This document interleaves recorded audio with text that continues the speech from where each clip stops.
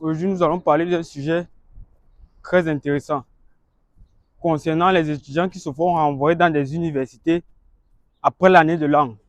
Des étudiants qui se font renvoyer dans des universités parce qu'ils n'ont pas réussi l'année de langue. Bon, on va commencer d'abord par le processus, comment ça fonctionne l'année de langue en Russie. Il faut savoir que quand vous venez en Russie, première année, comme j'ai dit dans une de mes vidéos, c'est l'année de langue. C'est-à-dire l'année de langue russe, vous apprenez le russe pour pouvoir intégrer l'université ensuite et être capable de comprendre ce que le professeur dit parce que vous allez étudier en russe dans la plupart des cas. Parce qu'il y a la possibilité d'étudier en anglais ou en français aussi en fonction des filières. Mais sauf que c'est assez cher. Donc la plupart des étudiants ici étudient en russe.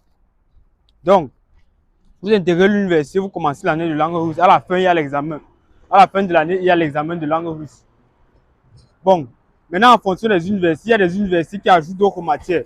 Hormis le russe, ils ajoutent par exemple maths, chimie, physique, informatique. En fonction des universités, donc, il y a d'autres matières aussi en russe que vous étudiez en russe. Ou bien vous préparez pour l'université. Il y a d'autres universités où c'est seulement le russe, par exemple, que vous apprenez le russe seulement. Et vous ne faites pas des matières physiques, maths, chimie et tout ça, vous faites juste le russe.